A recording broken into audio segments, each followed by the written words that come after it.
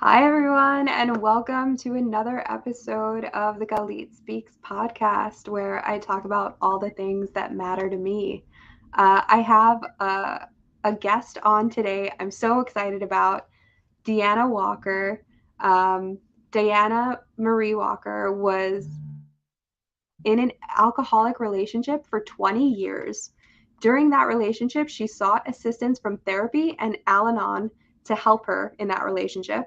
She recognized that there needs to be another way to help women in alcoholic relationships, so she earned a certification in life coaching and since then has been helping hundreds of women feel stronger and more confident in their relationship and life.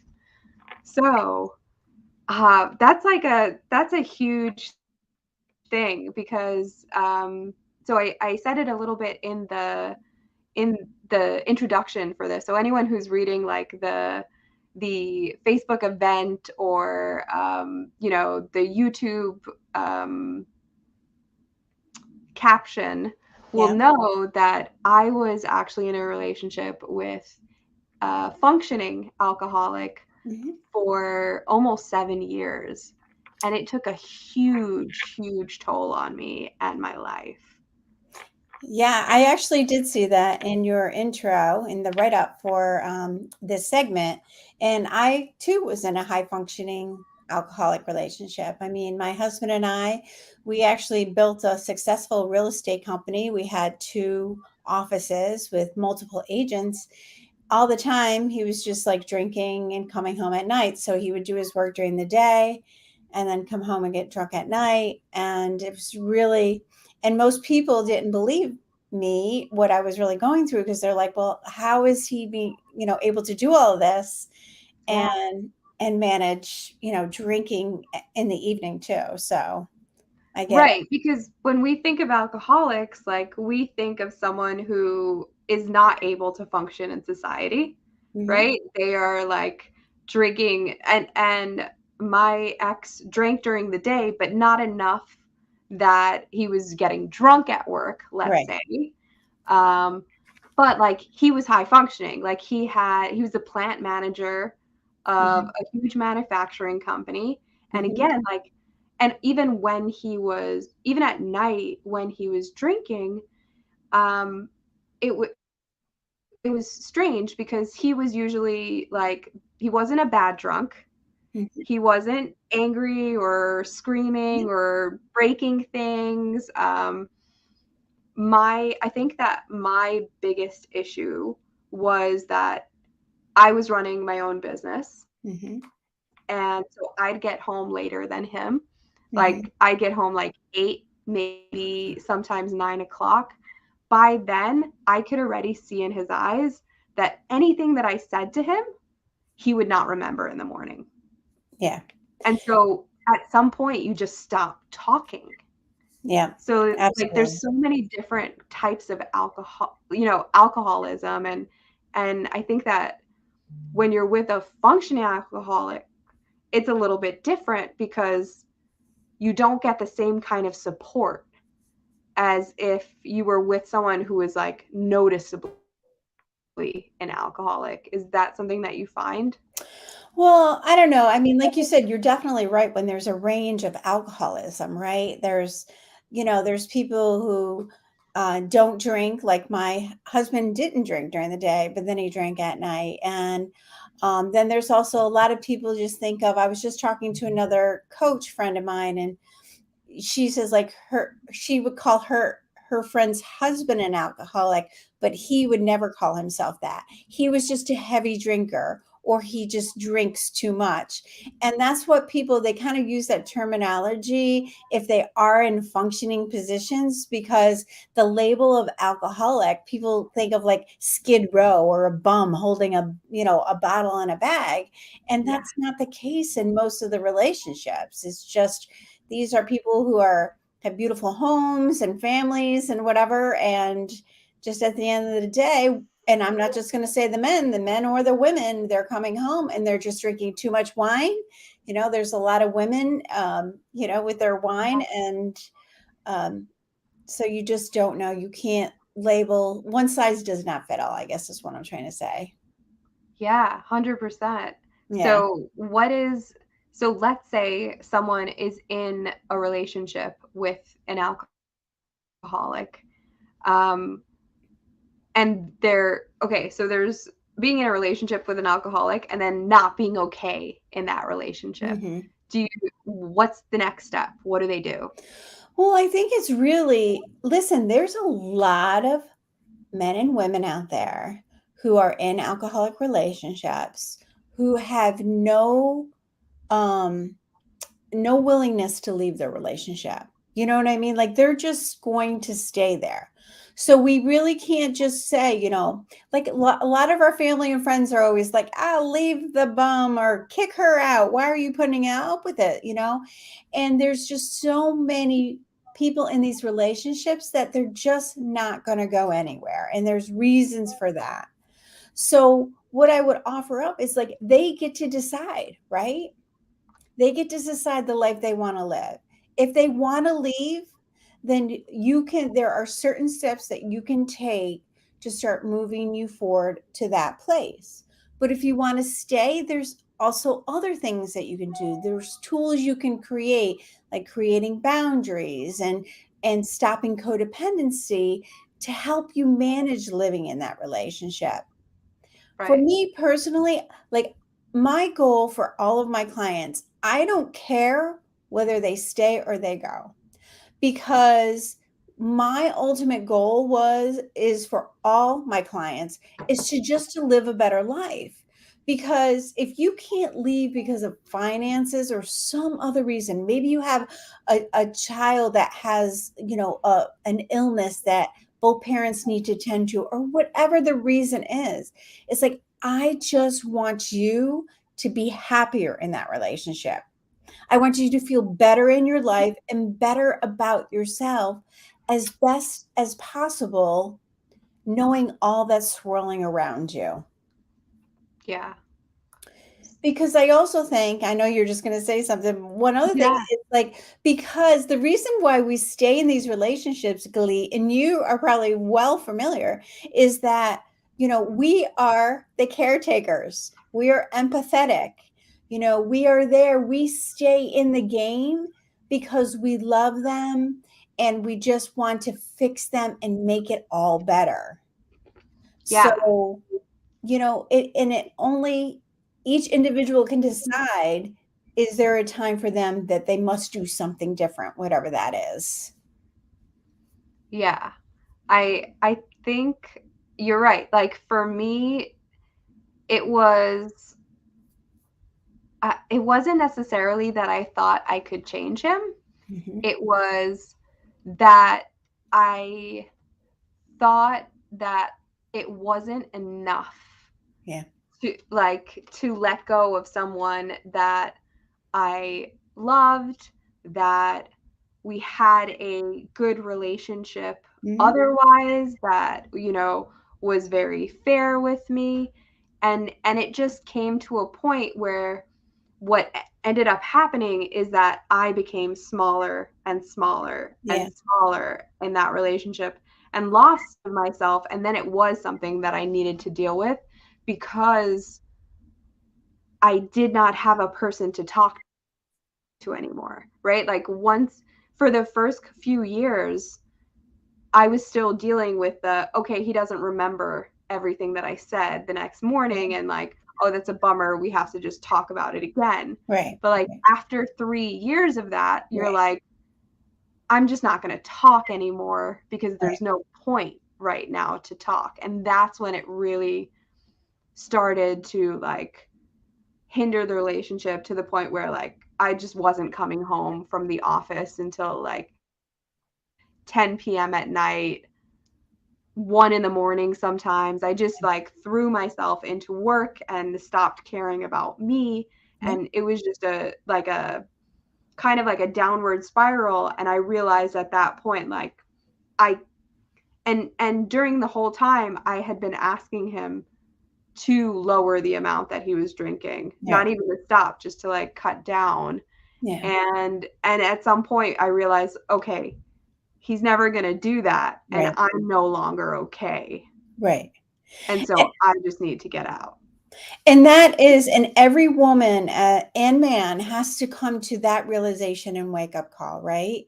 Because that the same thing happened to me. There was a day that after we had our first son, 3 months after, and my husband adored and still adores the kids, but that first boy, he was just so proud of. And 3 months after he was born, he got his first DWI.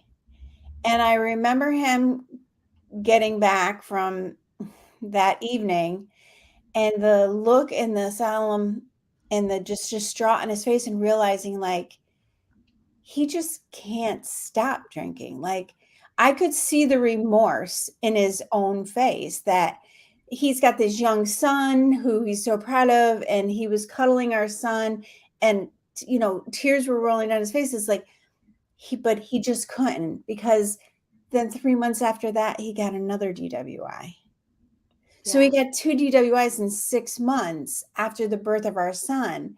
And it's like, it was for me, it was a huge like knock upside the head. It's like, this is not a matter of you just need to stop and be a responsible parent.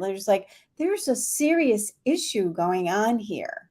Yeah. And now I need to figure out and get information on how I can, well, let's face it, try to fix it. I'm going to fix this problem.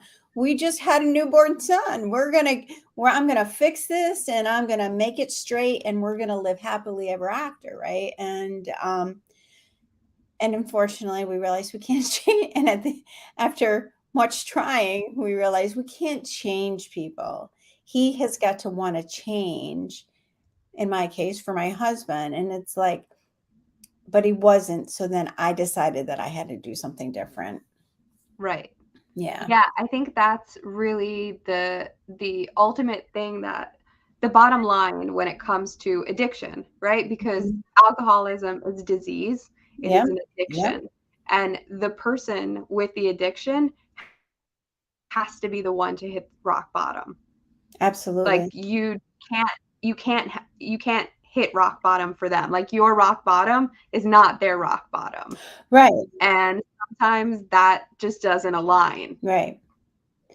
Right. And really, in their rock bottoms all differentiate too. Like I could have laid money on the fact that after that first DWI, that was going to be rock bottom for my husband, because we were successful. We had our home, we were building our life, and I thought the embarrassment of getting that would have definitely jolted him.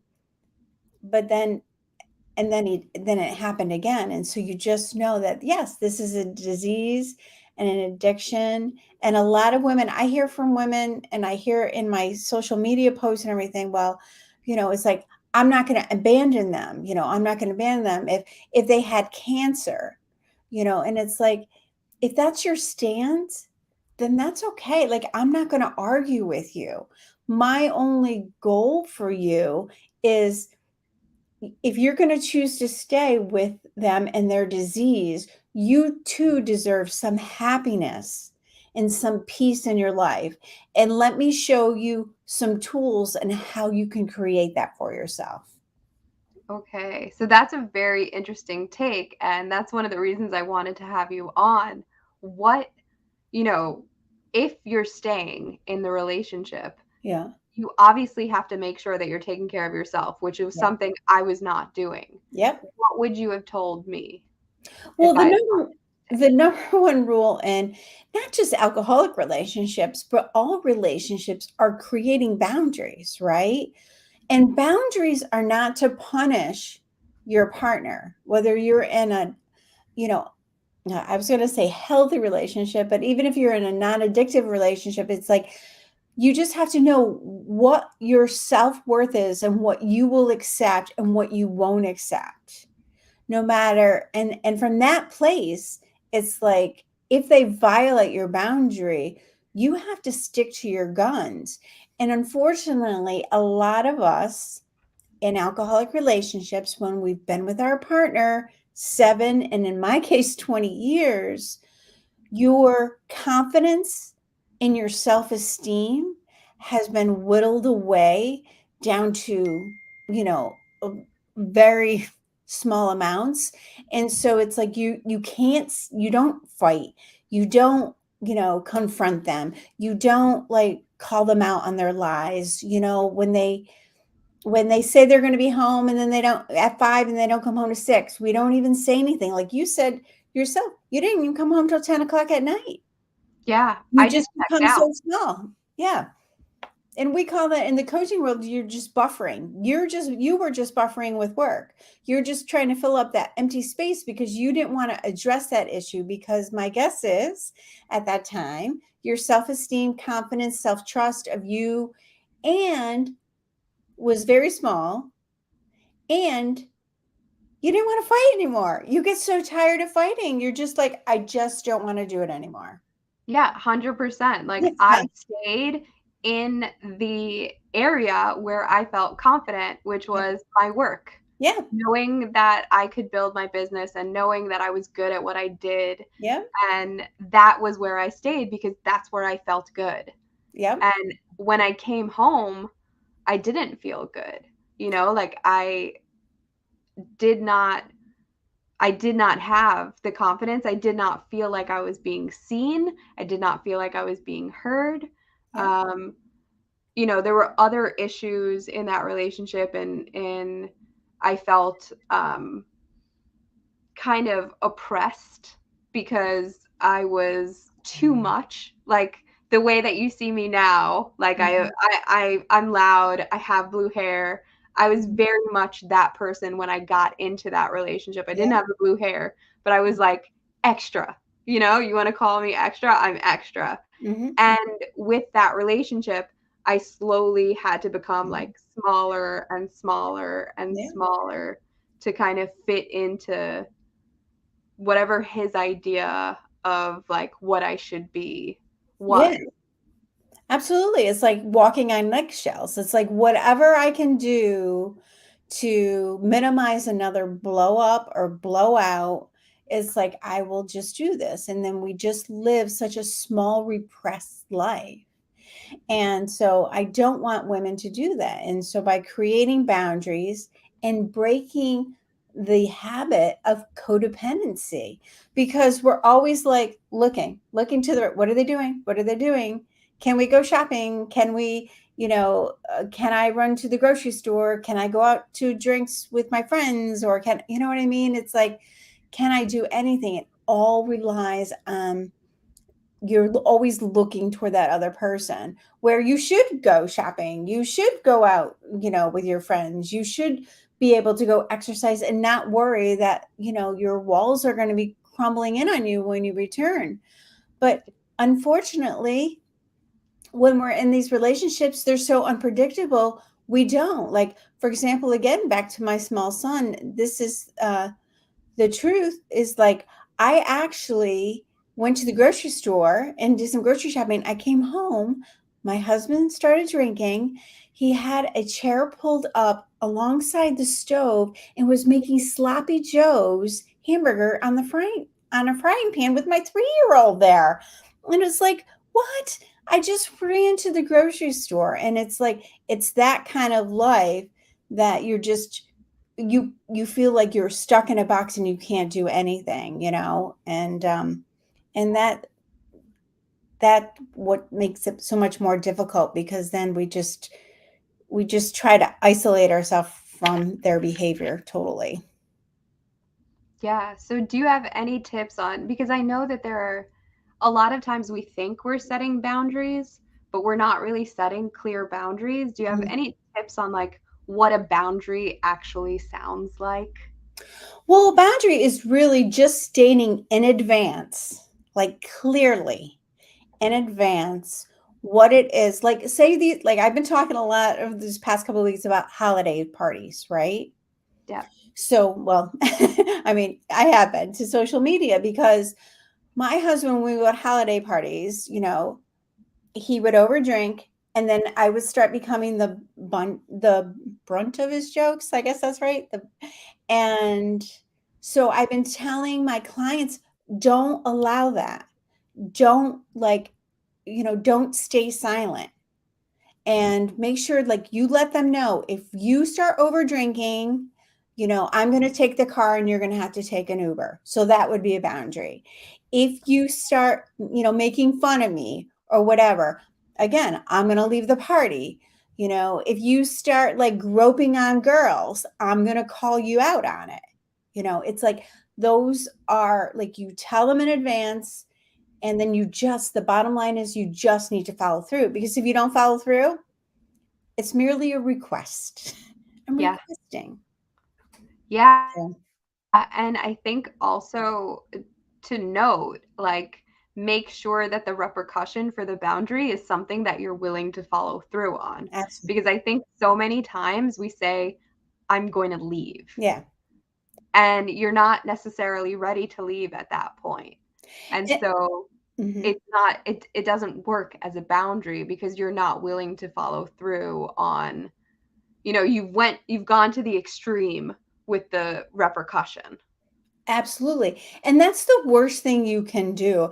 And I just want to forewarn all your listeners out there, don't say you're going to leave unless you're ready to go.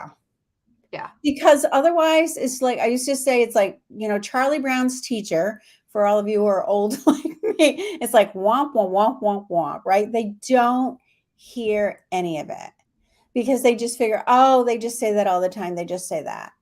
So hold off on that word until you're ready, on that phrase, I guess I should say, until you're ready to go, because otherwise it just falls on deaf ears. Yeah. And that's another strong boundary. Like, if you do this, I am leaving, and then I am leaving. Yeah. Yeah. Yeah. Um, I think that it's interesting because in my relationship, I went the way of when it was finally at that point, there was no longer any, you know, boundaries. There was no like repercussion that I had given. It was like, no, this is just done because I had reached that point. So I didn't give it as a boundary. Yeah. I didn't give it as a repercussion. Yeah. I don't feel like in general I ever really gave it as a repercussion. It Yeah. was more, I think that was on me, right? It Yeah. was more of I was requesting all of the time. And Yeah. I was saying what I felt and how it made me feel. Right. But I wasn't necessarily giving repercussions Right. to the actions. Right. And you're not alone on that. And I hear that's from so many of the women that I work with. It's like, I'm not very good at boundaries. I kind of let them gloss over because, again, we're empaths and we're people pleasers. And until we learn to love ourselves and respect ourselves and have that self trust, it's like we will always walk that line of of boundaries, but when you have complete self-trust and self-confidence, you will say no to your partner and mean no. Yeah. Yeah. The other thing is, so you had mentioned that you tried Alcoholics Anonymous Well, and Al-Anon. Al-Anon. Mhm. Um, was that something that you agreed to with your husband, or how did that happen? Well, with Al-Anon, how it all started is I was in my 30s. I was 35 when I started to go to Al-Anon, and that was over 20 years ago. So I had a 3-year-old and a newborn, because that's when I really had, like I had said to you, when my first son was born, you know, I'm like, I'm going to try to learn how to fix this. And so I started going to Al Anon because it was free and I was a young mom and I could go in my lunch hours where I didn't need a babysitter. But with Al Anon, it's followed by the 12 steps of AA. I don't know if you're familiar with that. And it was nice to be with people who are relatable, but I was really looking for someone to really just help me, not just to give me ideology Yeah. of how to handle my partner, live and let live, turn it over to God. It's like, no, I'm like, I want action steps. Yeah. Tell me what to do. I have a 3-year-old and almost a 1-year-old, and tell me what to do. And so, yes, it was nice to kind of finally be with people, because my girlfriends weren't married to alcoholics. My sisters weren't married to alcoholics. So it was like, in that case, it was nice to be in the comfort of other people, but they just weren't really my people. That and what I was looking for was not what they'd offer, in Yeah. their defense.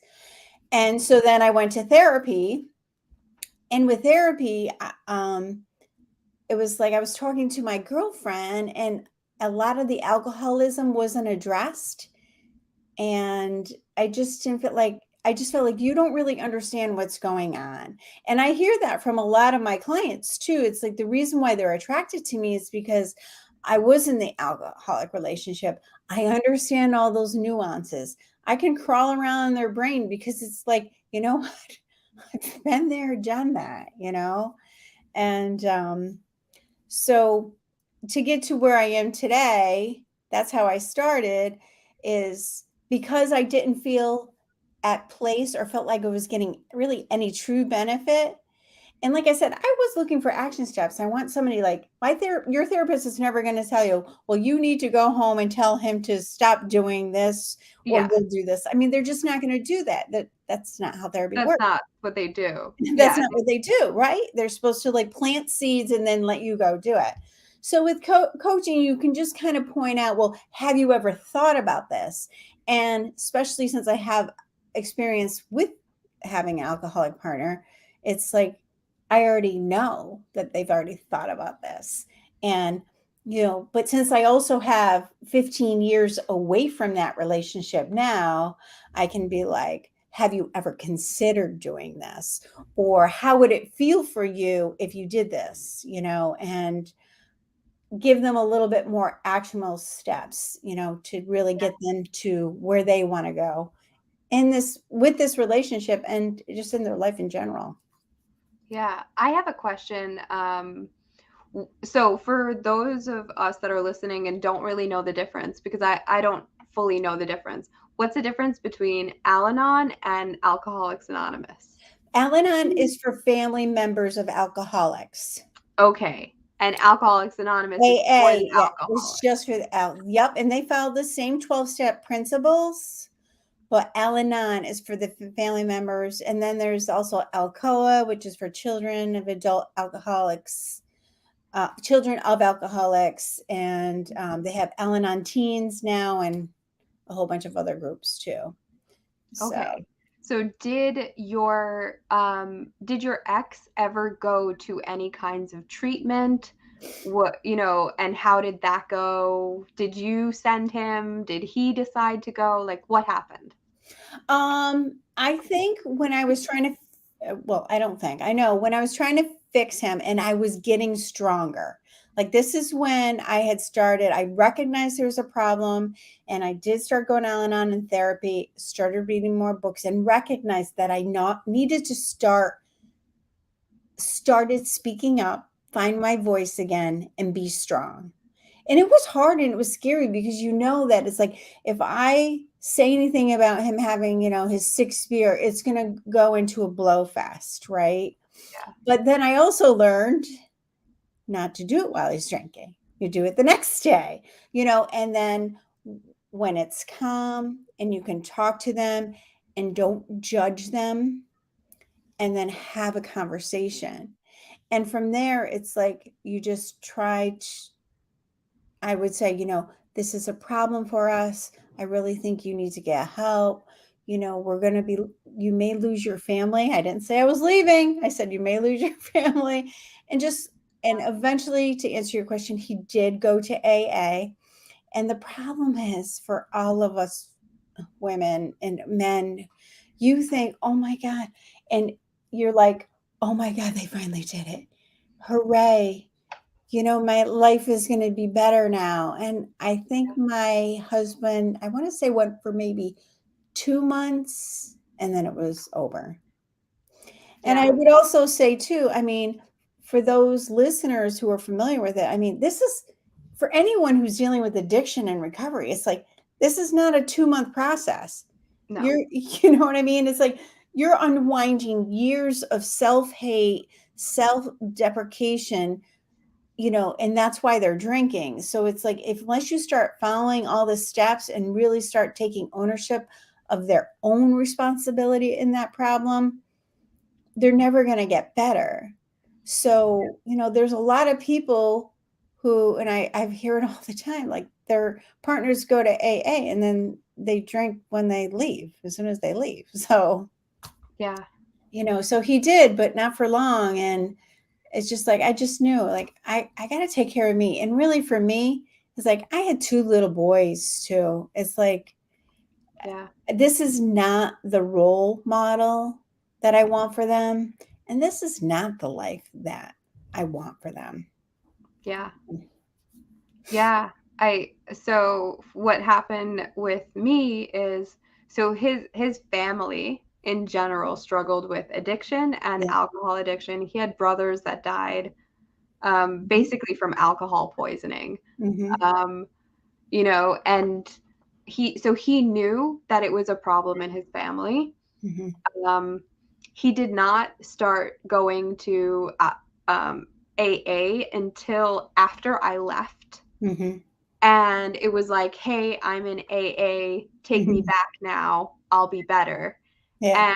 And at that point, I was like, no, you have to get better for you, Right. not because you want to get back together with me, because the second we get back together, then it's the whole cycle is going to start again. Like Right. you Right. need to get better on your own. Show me that you have like multiple years clean and you're Yep. doing well, and Yep. then we could possibly talk about getting back together. And immediately after we had that conversation, he just spiraled back into Yeah. alcoholism. So Yeah. it was very clear that it was never going to be a lasting attempt. It was literally just an attempt to like bring me back so that he could start all over again. Yeah, and you're not alone on that, Galit. I mean, so again, so many partners, men and women, it's like, well, and that, but for a while it works, right? Oh, baby, I'm going to stop drinking. I promise I'm going to be better. And so even if you have one foot out the door, you're like, well, if he's going to start, then I'll just stay another, month. And then month turns into a year, which turns into 2 years, Yeah. and it's just that draw that because we see the beauty in them that they don't see for themselves. Yeah. And until they really recognize that, there's nothing that we can do for them. But we hold out hope that that beautiful soul will come out. And unfortunately, unless they're ready for it to come out and get the help they need, it's just a hamster wheel we're on. It just Yeah. keeps we're running and running and not going anywhere. Yeah. Yeah, definitely. Um, so we've talked a little bit about, why women in alcoholic relationships don't make changes. Is there any other things that you want to add to that? Really? Well, I think the number one reason for most women why they don't make changes, some are just they can't financially, or like I said, a child, a health problem. Sometimes it's just a matter of insurance, right? But it's like for those who are just looking to just up level their life, they just have to figure out like what do you want? And where how do you want to see your life in 2 to 5 to 10 years? Yeah.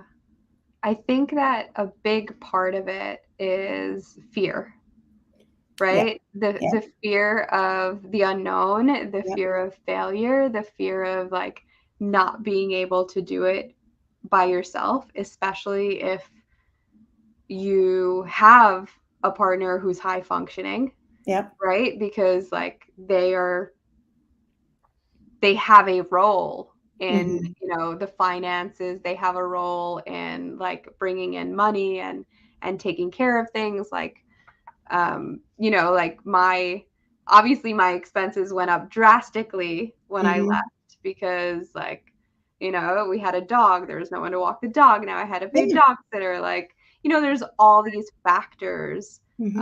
And I think the initial thing is fear. It's like, am I going to be able to do this on my own without this person? Yeah, and it's just the fear of the unknown in general, right? It's just like, I don't know what lies ahead. And a lot of it is like, then I have to find a new place to live. And how are we going to move the kids from A to B? And all these other things. And not only is just like the fear of the unknown of all of those um, day-to-day activities, but then it's also the fear of being alone, Yeah. and it's like, and it's also the fear that nobody else will ever love me. And then I also pose the question to my clients, is like, but is this the type of love that you want to be in for your future? Like, is this really love, or is this just a story, a love story that you told yourself when you met, and you're still hanging on to that story? Yeah. And for so many, that's what it is. Yeah, 100%. I feel Yeah. like in my case, it was definitely a love story that I had when we met that I was hanging on to. Yeah. Um, and he came into my life at a Mhm. moment in time where Mhm. it just seemed like he had been put there for a reason by Yeah. somebody who I cared about who had just passed away. And it had you know, so much of a deeper meaning for me that like Mhm. losing that Mhm. was really hard to think about. Yeah, because you did not get into that relationship thinking that you're gonna break up. Like, you had dreams. You were gonna vacation together, build a business together, have family together, get a dog, you got a dog together. And so many women will just hang on because of that dream. They'll also hang on because of just beliefs. Like, there's religious beliefs, you know, I Yeah. can't get divorced. Like, for me, that was one I held on to a long time. It's like, I'm from old school. You don't get, my parents were divorced. So it's like, I'm not going to get divorced. And so it's like, I was doing whatever I could to get divorced, but I was also just killing myself along the process because I wouldn't let that go. Yeah. I was just hanging on to that. I mean, there's arranged marriages. I mean, I've spoken to some clients who are in arranged marriages. I just can't because of the family. Yeah. So it's like, how can you find a way to create some happiness in your life? Yeah. So what are the ways that, let's say you are in there and Yeah, you are not trying to leave and yeah. you don't want to leave and now is not the time. What can you do? Well, beyond what we discussed, like, creating boundaries and breaking codependency, it's really just taking care of yourself. Like you said, you weren't taking care of yourself. Creating a support network, like, go finding interests and hobbies that fulfill you. My coach has, like, they call it, like, it's called a want match, like a love match, right? Whatever you can't get from your partner, you know try to find it someplace else. Like, if you've always wanted them to travel with you, find a travel partner. Like, try to fill your life. If you are not going to leave this relationship, then try to find a way creatively to fill those needs and desires that you have, so that you can bring some satisfaction and happiness into your life. Yeah. And there are people, there's many people that stay together for 60, 70 years. They don't want to try. You just have to learn how to love your own life and let them be them, and just Yeah. recognize that that's just who they are. And sort of like, me, when I looked at my husband that day and really truly understood the depth of the problem, like it wasn't about me anymore. It wasn't about me being a bad mother, a bad wife, gaining 20 pounds. It wasn't anything about that. It was all about them. And what I needed to do is redirect my focus from them and their thoughts and words about me and start creating and loving me. And when I really started to do that and loving myself and respecting myself, I did ultimately end up saying, this is enough in my relationship. And I left. Like Yeah. he had gone out on a bender and he wanted to come back. And I was like, no, because at that time I had the strength. I took him back 2 other times before because I said, you're not coming back, and he came back twice. And the third time I had done the work. I had built my confidence and I believed in me and I knew that my life would be better alone with 2 boys than to continue it on the path that it was in. Yeah. Do you ever think so? Do you think that there is a possibility of staying and having a fulfilling life and doing all the work and not getting to that point where you realize you're not going, where you realize this is not going to work? And I know you're asking me this question because you think it's virtually impossible. A Otherwise, little you would bit. ask Yeah, me, like I'm right? wondering, like, is it even possible? Because I feel like once you've done this work and you are, living your best life and Yeah. keeping yourself happy and you've done all this work, if you're with a partner who's not doing any work, how does that work? How do you get past that? You just do. And it's all by the mental work because there's actually, I can think of 2 clients that were like, they just live their life. They travel with their girlfriends, they go out, they do their things. Their husbands want to work and come home and drink and hide because if they're hiding in their house and drinking, nobody knows that they have a drinking problem. And they Right. just go live their life. And it's like it's not up for us to decide if Yeah. if they are fulfilled in their mind and they feel this is a fulfilling, satisfying life for them, then I'm happy for them. But Yeah. I would say it's harder, and most people aren't as strong-willed and can't cut the codependency ties. But it is possible. It is possible, but it's definitely on the smaller percentage. Yeah, because I know for myself when I was in it, like he was actually making way more money than me, but he had way less money than me Yeah. because his food shopping every week was to go to the liquor store. Yeah. And he was spending all of his money on liquor. And so Mhm. I didn't stop going on vacations. I just went on vacations without him. Yeah, yeah, And yeah. and like I felt like on some level I was still doing like the things that I wanted, but I guess my issue was I never got to do them with a partner. Like I wanted that for my Right, and that's where I life, don't know if I you know, and have that's enough where the money to travel with me. right, and that's where it became that want match wasn't working for you anymore. Yeah. So you just made a decision based on the information of even though he has the money, I still want a partner, not a girlfriend to travel with me. Yeah. So, and that's where, that's our journey. Yeah. Yeah, that's definitely I guess yeah, that's where the difference is, where I just wanted something different and I was not willing to settle for anything less at that point. Exactly, exactly. But for some other people, it's just okay. And okay may not be good for you or good for me, but if it's good for them, then who are we to judge? And so, again, if they can find some happiness and if they truly believe it. Yeah. Do you feel like most of your clients started, were they also drinking in the beginning and then just gradually didn't, just weren't drinking as much?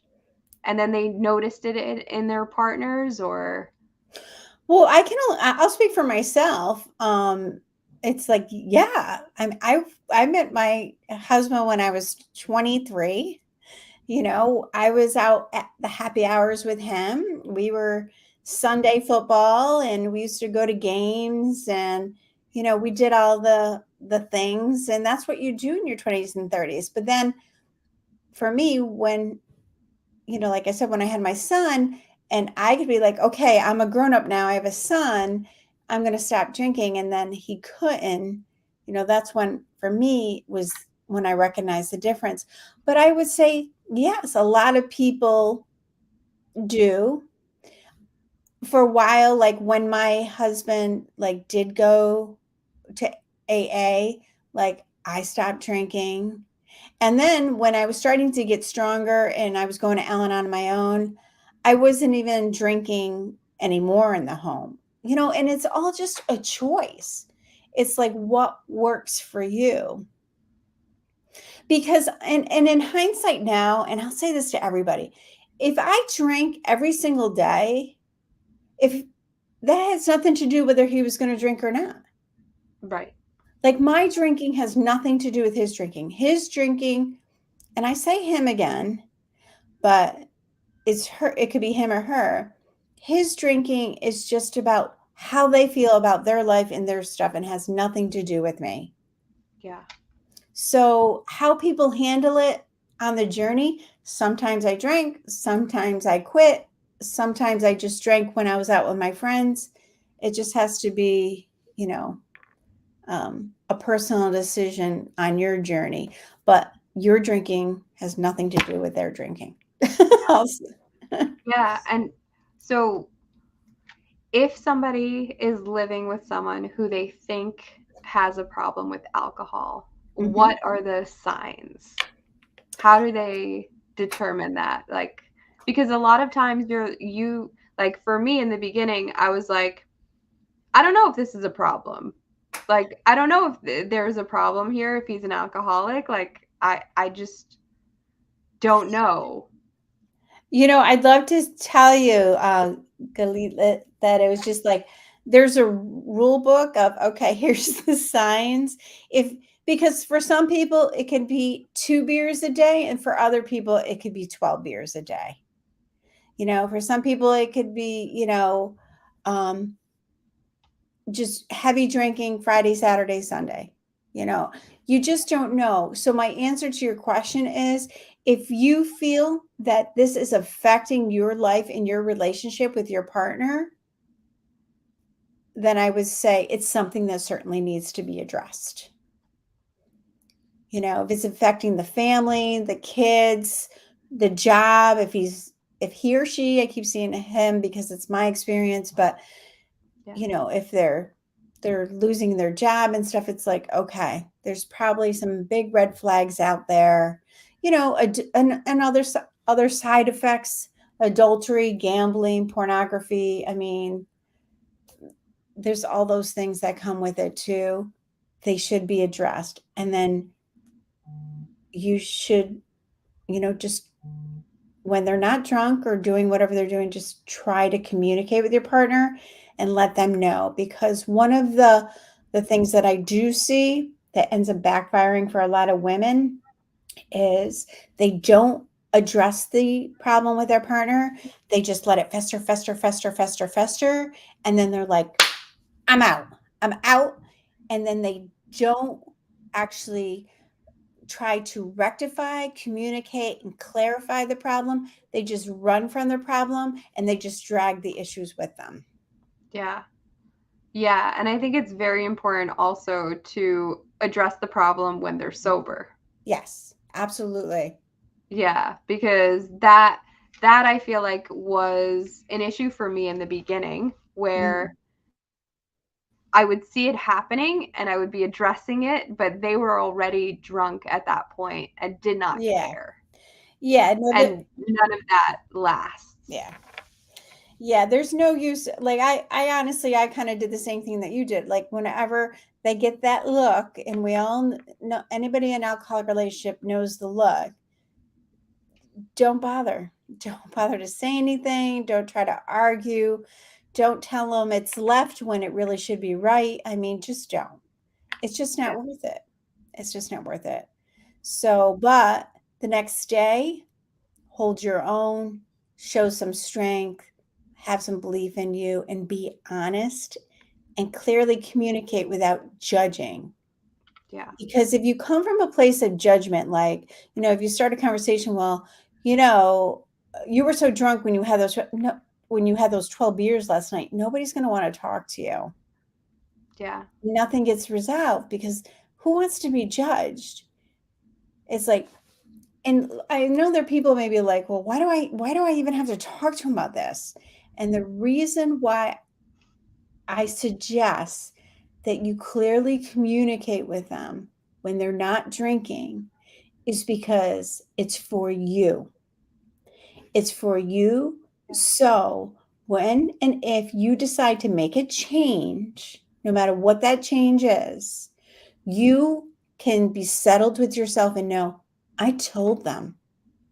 I told them and I was honest and I told them how I felt and I didn't judge them and they still didn't hear me or they can't hear me. And so this is what my next step needs to be. Yeah. I have a question. Do you have like a template for for um, when you want to get into a conversation? Because I know that sometimes this is like a highly charged emotional conversation. And so when you're in the moment, like the next day and yeah. trying to speak, how do you make sure that you're communicating everything that you want to say? Like, do you have bullet points or like how are you doing it? Well, no, and I think all of it is just like I don't have any template, but maybe that's something I could start. What I could do definitely a draft for my Instagram on like 4 ways to approach communication. And actually, I think I do have one there on my Instagram account, but it's really just not being judgmental, staying calm, not looking for answers immediately because we want to get our point across and we want them to tell us what we want to hear right now, right? Yeah. And it never works that way. So we have to be patient Yeah. and we have to present ourselves in the way that we want them to present themselves to us. So it's just all a matter of being calm, direct, honest. Don't wait for an immediate response and keep it brief because nobody wants to beat a dead horse. Yeah. Yeah. Well, we are coming up on an hour. So I want to Wow. give you a chance to tell the audience, like, what are the ways that you coach? How can they reach you? And all that good stuff. Well, you can reach me primarily on my website, which is Deanna, Deanna, Marie, Marie, lifecoaching.com. And my style of coaching, I just do one-to-one coaching right now. And my style of coaching is really just getting to the root of what your current issue is in your relationship. Like I said, I have some people who are living with alcoholics and just want to find a better way. I have other ones who are trying to leave that relationship. Again, I have no skin in the game. My goal is for you just to create a better life. It's such a hard life to live in an alcoholic relationship because it's just emotionally draining and taxing. And I just really want women to understand that they do have more power. Women and men have more power in this relationship than they think they have. And there are ways to become happier and more fulfilled. And then from that place, once they're feeling strong and confident, if they want to make another decision, then that's up to them. But in the meantime, let's get all partners of alcoholic back, feeling like an equal as opposed to, like you said, feeling small and repressed. Yeah. And do you, besides for like one-on-one coaching, do you also offer like group coaching and support groups? Well, I do have a Facebook group. It's called Deanna Marie Life Coaching. It's for partners of alcoholic. It is on Facebook. And my Instagram, I'm providing always tips and tools, is Deanna Marie Life Coaching. And I actually have some additional free resources that you can find on my website at deannamarielifecoaching.com. So I try to keep it easy. It's all Deanna Marie Life Coaching one way or another.com, Facebook, or Instagram. And there's a whole bunch of information on there. You'll get to hear a little bit more about my story and how I can help you. And again, it's just life is too short, everyone. It's just like, instead of staying and enduring and leaving and regretting or worrying, then how about number 3, building some happiness and then deciding from that point. So that's my goal. Thank you so much for being here. I really appreciate it. This was amazing. And if anyone that is listening now or watching this on the replay or listening to this on, one of the podcasts, please make sure to share this. Share, like, subscribe. Make sure that it gets to the person that needs to hear it, because these are such valuable tips. And I know for myself, like, I would have needed this. Yeah. I needed this, 10 years ago. And I wish that that resource had been available to me. And you never know who is going through this, because a And that lot of times it's so hidden. And that's so true, Galit. You really just hit it over the head because so many partners are suffering in silence and don't want to talk about this because they feel like somehow they're embarrassed, they're ashamed, or they feel like they're failing in some way. And it has 100%. nothing to do with them as a person. It's just, like you said, it's a disease, an addiction, which takes its toll on us. And it's like, how can we turn this around so that they can still live a better life? Yeah. All right. If anyone needs to reach out to me, it is Galit Speaks on all the different things: YouTube, Facebook, Instagram, etc., etc., etc. You can find me. I'll be there. Please reach out if you need to, and stay tuned. Next week, we have another guest on with an awesome topic. Thank you so, so much, Deanna, for being here. I really appreciate it. Thank you so much for having me. Good night, everyone. Good night.